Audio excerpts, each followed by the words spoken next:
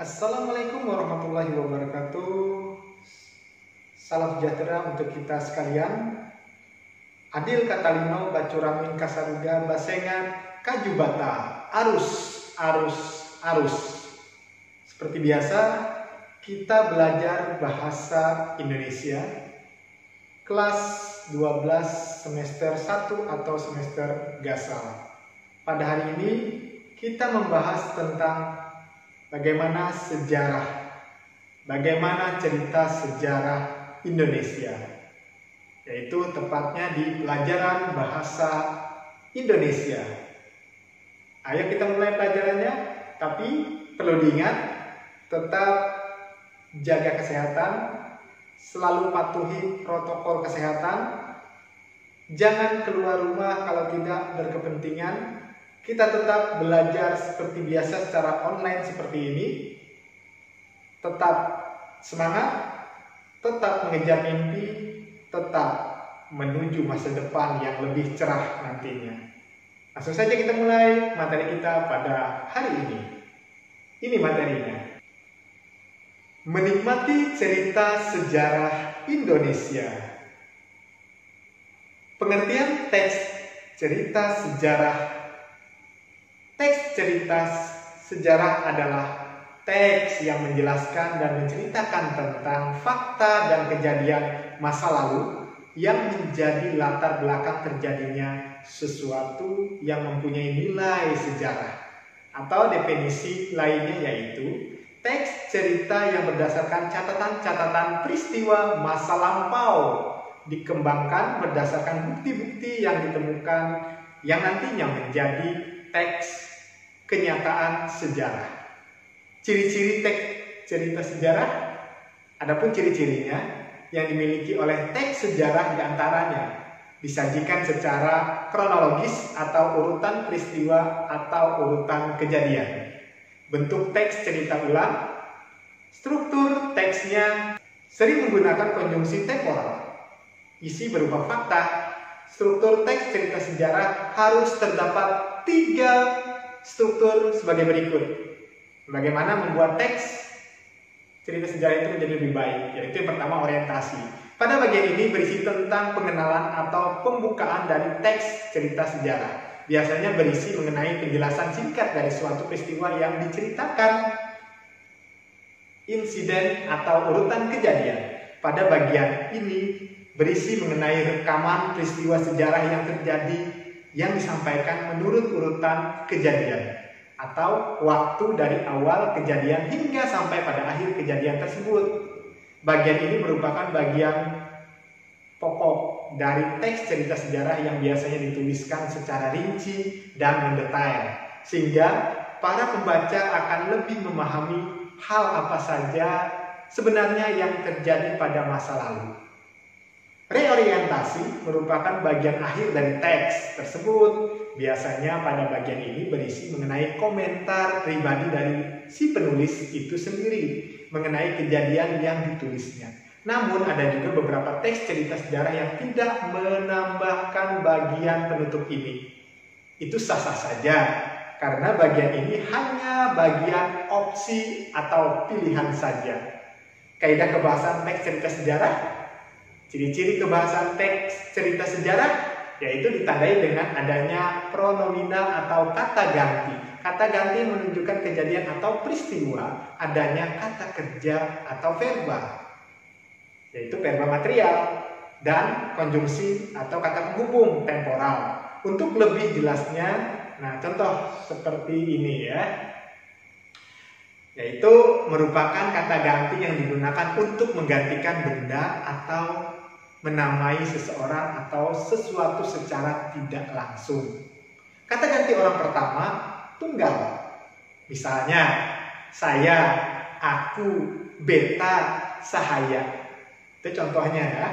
Kata ganti orang pertama jamak. Misalnya kami, kita, itu.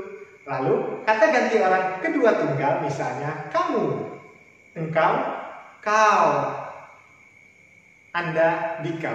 Kata ganti orang kedua jamak, misalnya kalian. Seperti itu ya. Lalu kata ganti orang ketiga tunggal, misalnya dia, ia, beliaunya.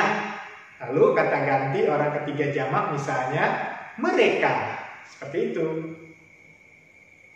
Nah, frase adverbial itu adalah kata yang menunjukkan kejadian atau peristiwa, waktu dan tempat. Verba material adalah kata yang digunakan untuk menunjukkan suatu aktivitas yang menggunakan fisik dalam melakukannya. Misalnya membaca, melempar, mendorong, dan lain sebagainya. Seperti itu ya. Lalu konjungsi temporal berguna untuk menata urutan-urutan peristiwa yang diceritakan. Teks cerita sejarah yang pastinya banyak memanfaatkan konjungsi atau kata penghubung temporal. Contohnya yaitu kemudian, setelah, lalu, dan lainnya. Kalimat majemuk, kalimat yang terdiri atas dua kata atau lebih yang digabungkan menjadi satu. Nah, ini contoh kalimatnya ya. Pada akhir Belanda mengakui kedaulatan Indonesia dalam konferensi. Nah, di situ udah jelas ya, yang diadakan di Den Haag. Di situ ada subjek, predikat, objek, keterangannya. Jelas di situ ya. Nah, kemudian cara teknik penulisan teks cerita sejarah. Kejadian-kejadian diceritakan dalam urutan kronologis dari awal sampai akhir. Beberapa peristiwa juga perlu diatur menurut urutan kronologis. Dari kelompok fakta atau peristiwa perlu ada penentu fakta kausal atau penyebab. Fakta peristiwa, fakta penyebab. Seperti itu. Bila uraian berupa deskriptif sampai naratif, maka perlu ada proses serialisasi, yaitu pengurutan peristiwa-peristiwa berdasarkan prinsip-prinsip di atas. Jenis-jenis teks sejarah. Sejarah fiksi. Nah, seperti ini ya. Itu contohnya novel. Novel adalah karya fiksi berupa yang ditulis secara naratif, umumnya dalam bentuk cerita. Penulisnya disebut dengan novelis. Tuh. Kemudian cerpen. Cerpen adalah cerita pendek berbentuk prosa naratif fiktif, cenderung padat dan langsung pada tujuannya dibandingkan dengan karya fiksi lainnya yang umumnya lumayan panjang. Kemudian legenda adalah cerita prosa rakyat yang dianggap oleh sebagian orang merupakan sesuatu yang benar-benar terjadi. Nah, itu. Lalu roman adalah jenis karya sastra berbentuk prosa yang melukiskan perbuatan pelakunya menurut watak dan jiwa masing-masing. Roman bisa juga disebut kisah percintaan. Lalu ada biografi, adalah keterangan kehidupan seseorang yang dituliskan oleh orang lain. Lalu ada autobiografi, adalah kisah atau keterangan hidup yang ditulis oleh orang itu sendiri. Cerita perjalanan adalah teks yang menceritakan tentang perjalanan. Catatan sejarah adalah teks yang menceritakan fakta atau kejadian masa lalu yang menjadi latar belakang sesuatu mempunyai nilai sejarah. Nah, lalu perbedaan sejarah fiksi dan non-fiksi. Sejarah fiksi itu jalan cerita disusun berdasarkan dunia nyata. Gambaran kehidupan batin seseorang tokoh lebih dalam. Pengembangan karakter tokoh tidak sepenuhnya terungkap. Menyajikan kehidupan sesuai pandangan pengarangnya. Lalu kalau sejarah non-fiksi itu bagaimana? Nah, sejarah non-fiksi itu tersusun oleh fakta yang objektif.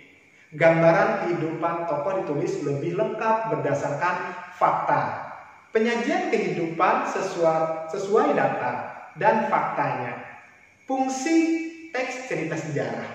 Yang pertama, fungsi reaktif. Apa itu? Yaitu memberikan rasa gembira dan senang kepada pembaca. Yang kedua, fungsi inspiratif, memberikan inspirasi, imajinasi, dan kreativitas untuk keberlangsungan hidup, berbangsa, dan bernegara untuk lebih baik lagi. Yang ketiga, fungsi instruktif sebagai alat bantu dalam pembelajaran. Lalu yang keempat, fungsi edukatif, dapat dijadikan petunjuk dan pelajaran kehidupan bagi manusia dalam berperilaku. Nah, ini contoh teks sejarah dan strukturnya. Sejarah singkat bahasa Indonesia. Yang pertama adalah orientasi. Bahasa Indonesia merupakan bahasa nasional negara Indonesia. Bahasa Indonesia diresmikan penggunaannya setelah proklamasi kemerdekaan Indonesia, tepatnya sehari sesudahnya, bersamaan dengan mulai berlakunya konstitusi.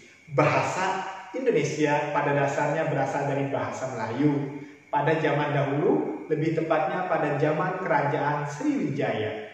Bahasa Melayu banyak digunakan sebagai bahasa penghubung antar suku di pelosok Nusantara.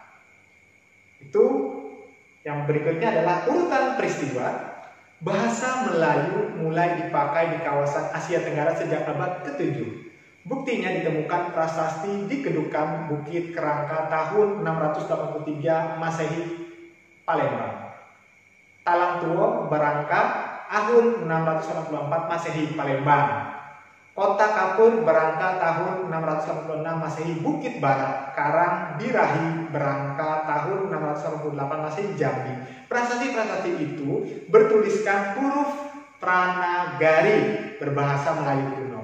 Bahasa Indonesia secara resmi diakui sebagai bahasa persatuan bangsa pada Sumpah Pemuda tanggal 28 Oktober 1928 sesuai dengan butir ketiga Ikrar Sumpah Pemuda, yaitu kami putra dan putri Indonesia menjunjung bahasa persatuan bahasa Indonesia. Penggunaan bahasa Melayu sebagai bahasa nasional atas usul Muhammad Yamin dalam pidatonya pada Nasional kedua di Jakarta.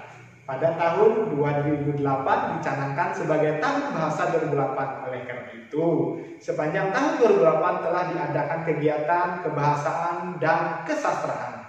Untuk peringatan 80 tahun Sumpah Pemuda diadakan Kongres ke-9 Bahasa Indonesia pada tanggal 28 Oktober sampai 1 November 2008 di Jakarta. Kongres tersebut akan membahas 5 hal utama, yakni bahasa Indonesia, bahasa daerah, penggunaan bahasa asing, pengajaran bahasa dan sastra, serta bahasa media massa. Lalu, reorientasinya pada peristiwa proklamasi kemerdekaan Republik Indonesia pada tanggal 17 Agustus 1945 telah menumbuhkan kedudukan dan fungsi bahasa Indonesia secara konstitusional sebagai bahasa negara.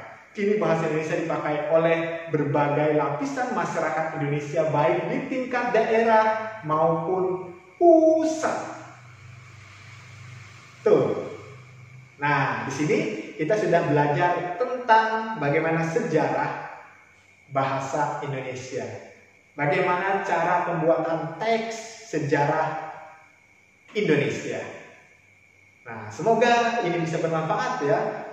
Tetap memberikan semangat kepada siswa-siswi seluruh Indonesia untuk tetap bersemangat mengenyam pendidikan yang lebih maju lagi, lebih optimis lagi, bahwa walaupun kita dalam keadaan yang dilanda bencana, dilanda cobaan, yaitu COVID-19, kita tetap semangat belajar di rumah, kita tetap semangat untuk menggapai mimpi-mimpi dan cita-cita kita ke depannya nanti.